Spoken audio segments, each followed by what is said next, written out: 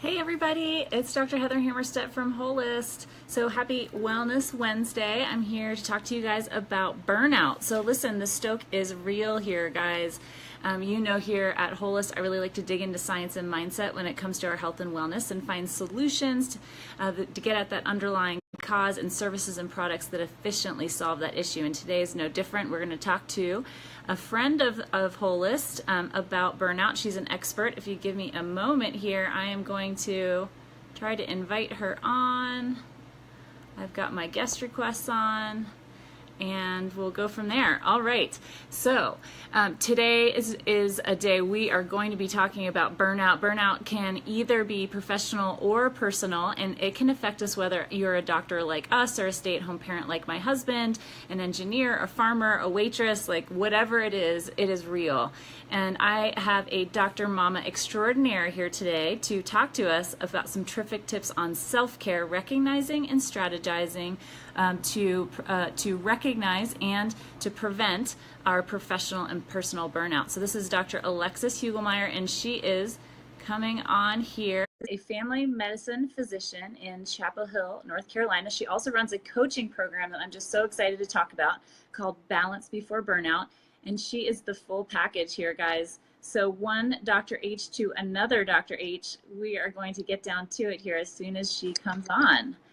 Hey there.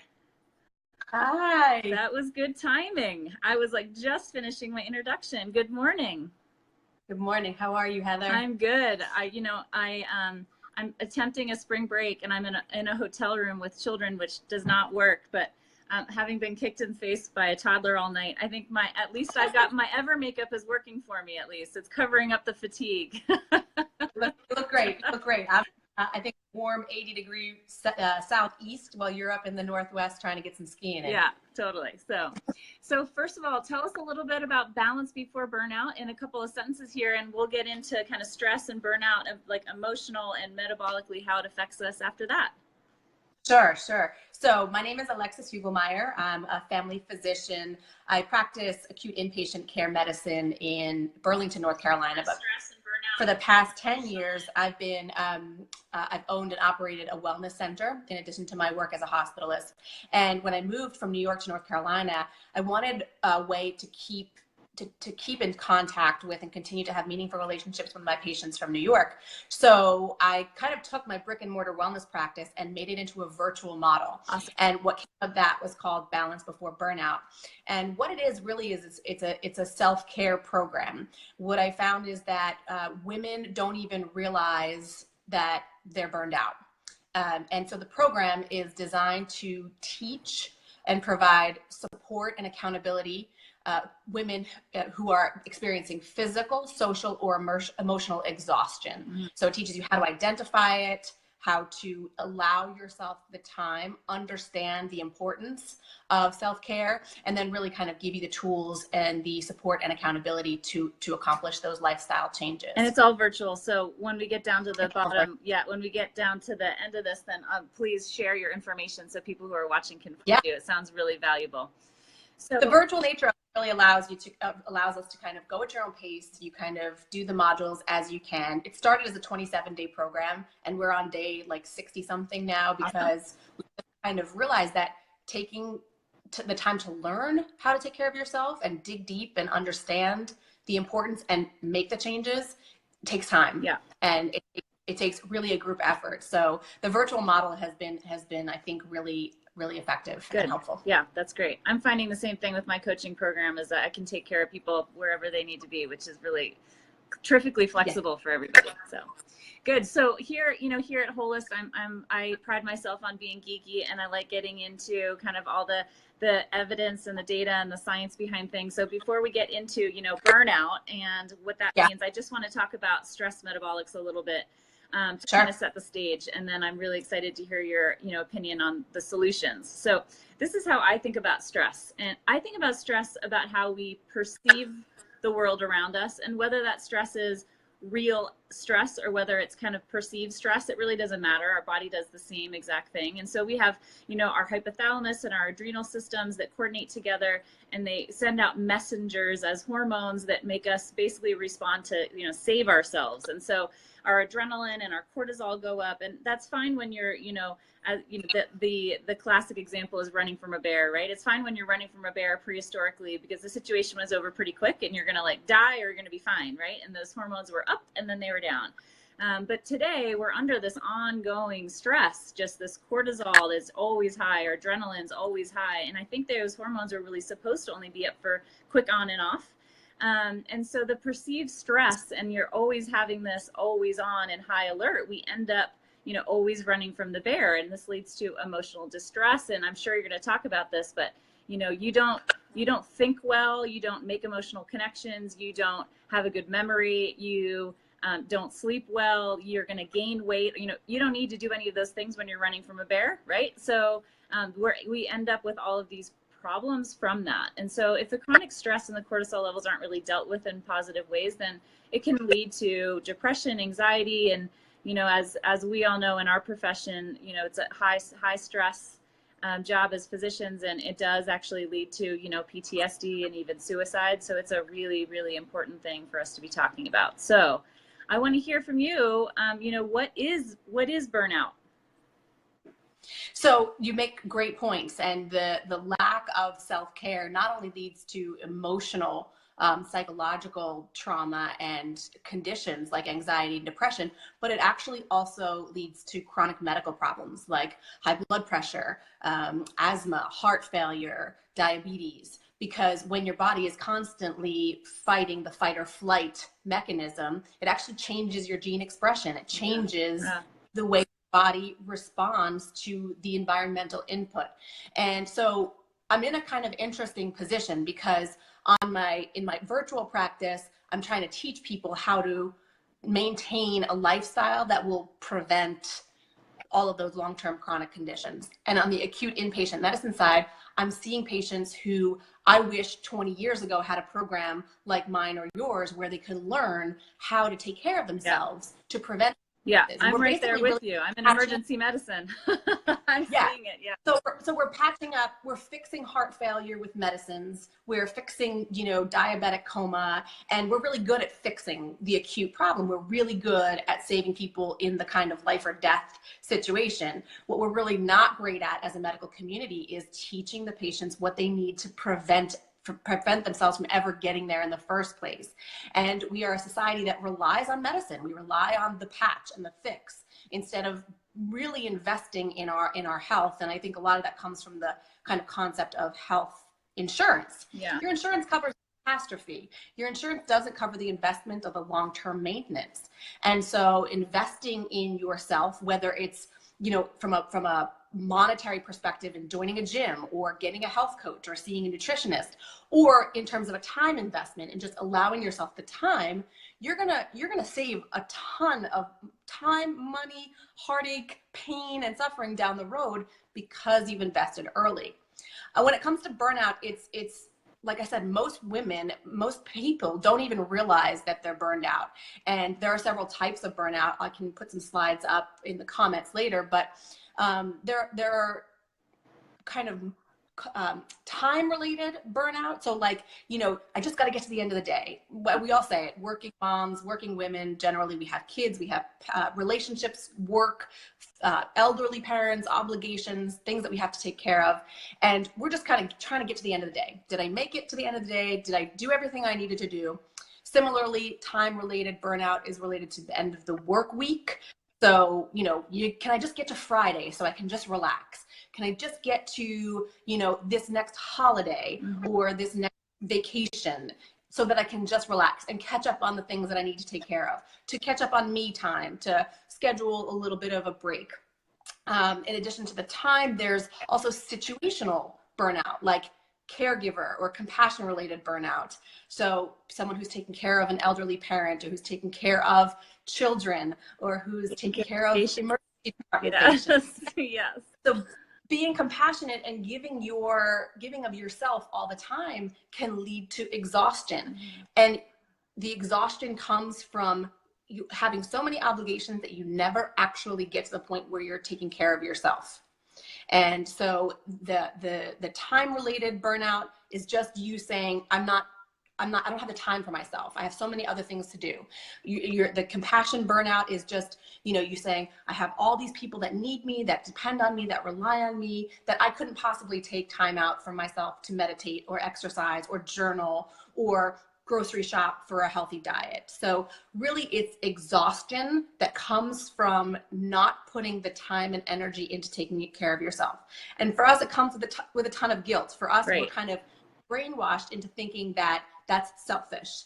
And in reality, it can be life or death. It can really mean the difference between living a long, healthy life and living a chronically ill life that comes with depression, anxiety, and many long-term medical problems. It's so, in healthcare, it's always interesting because it's so hard to just imagine yourself in the future, right? It's easier to think about something like, I want to lose 10 pounds, or, I want to lose 50 pounds, or I want to lose 100 pounds, right? But it's hard to think about what's going to happen to me in 20 or 30 years. And the thing about self-care, I think that you're going to get into is that it does both those things, right? So what can we do? I know your Balance Without Burnout program really works towards prioritizing self-care. And so what do you mean by self-care, and like, how do we do that in a way that's meaningful and effective?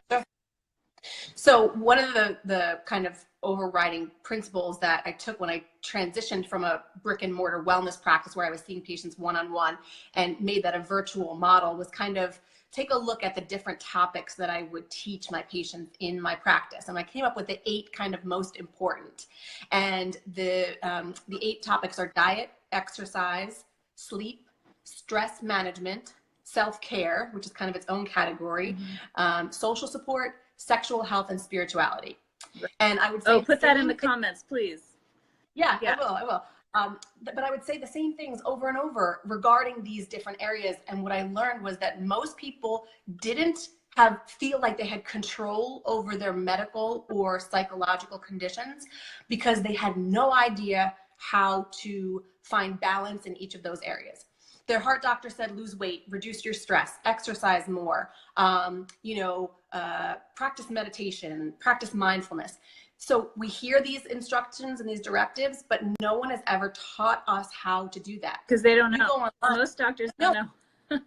Right. So you go online, there's all this information out there about diet. Well, which one is right for me? How should I exercise? How can I get a good night's sleep? Who knows how to do that? The majority of the time you'll get a prescription. Don't have a toddler in your bed. Sure. As I learned last night. Yeah.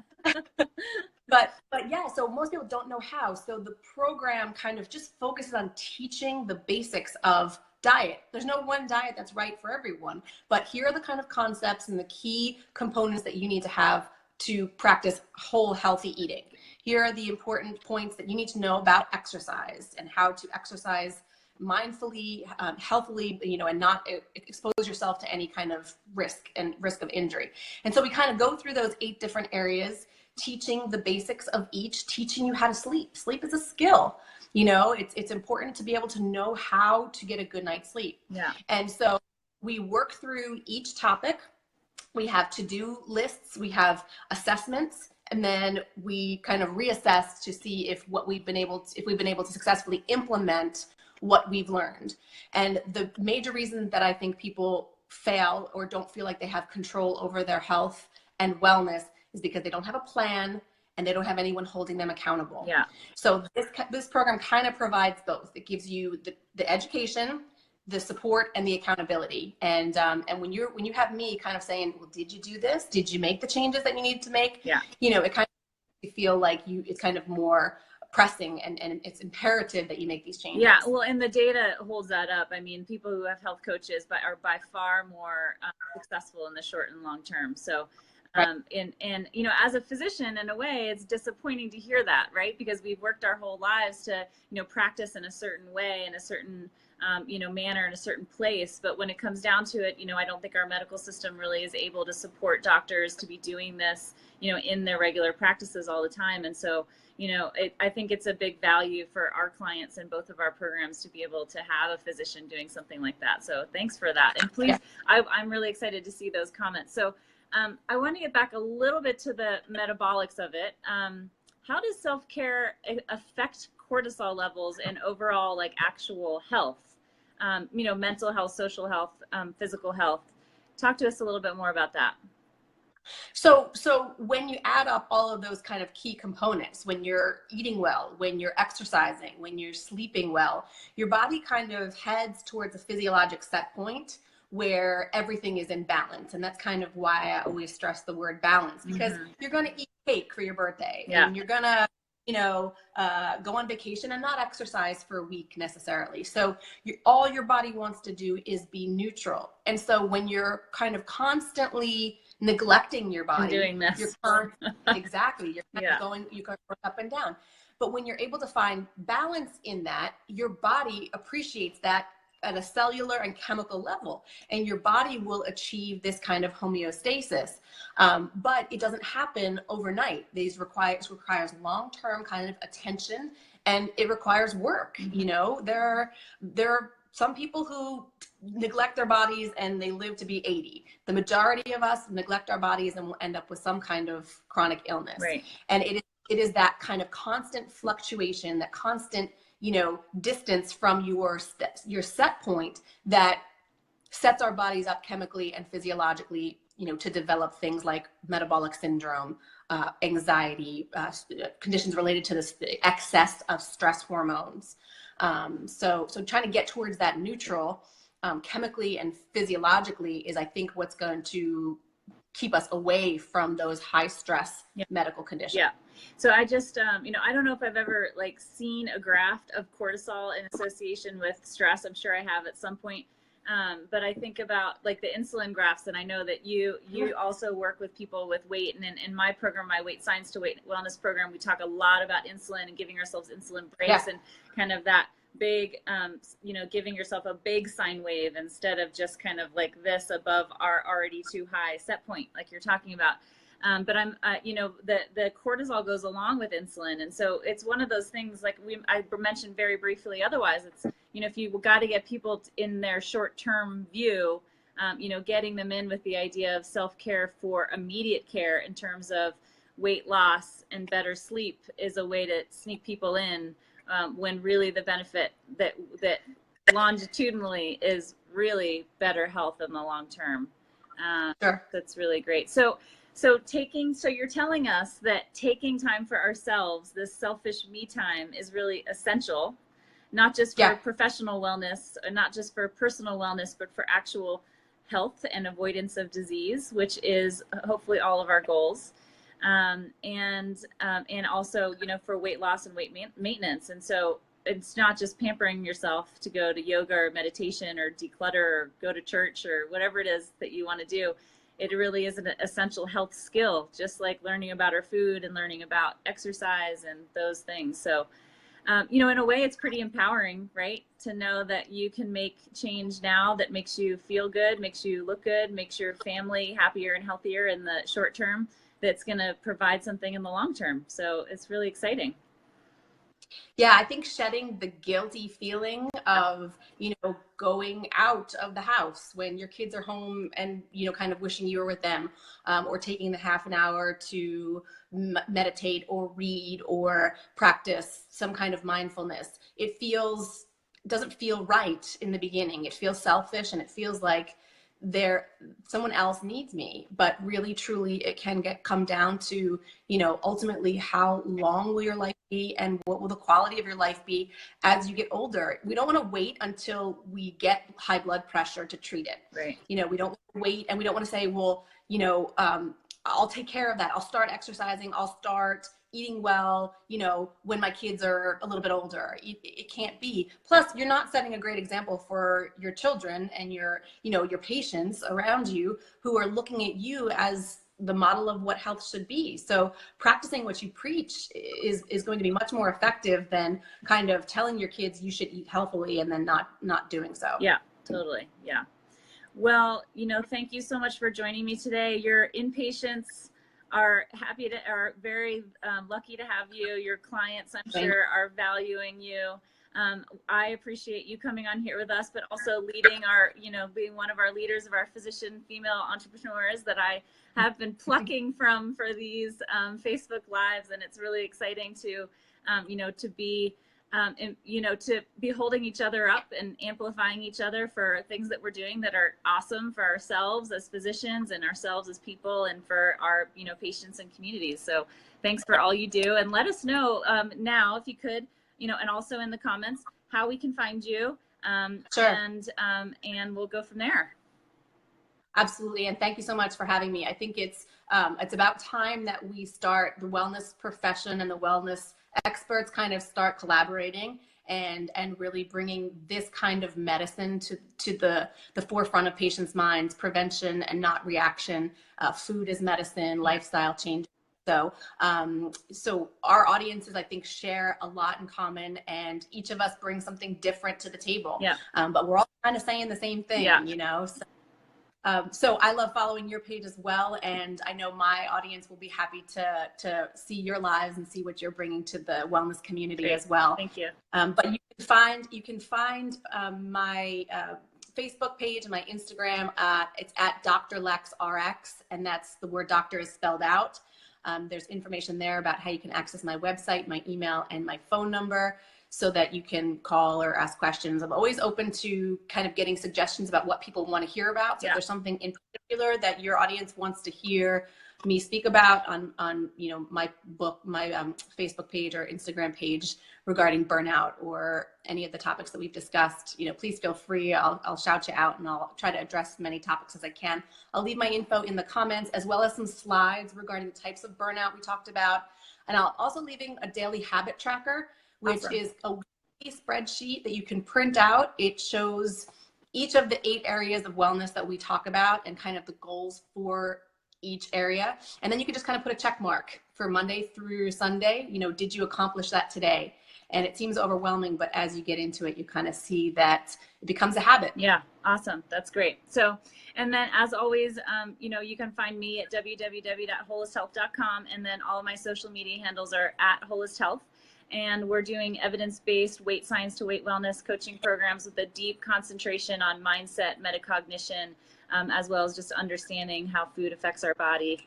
So, so I will get on sharing this around because I'm so excited for everyone to hear your opinions and your expertise. And I hope everyone reaches out to you. And so everyone else, our Balance Before Burnout and our Holist tribes, have a great Wellness Wednesday and do some self-care today. Take care. Thanks. Yeah. Bye. Take care. Bye.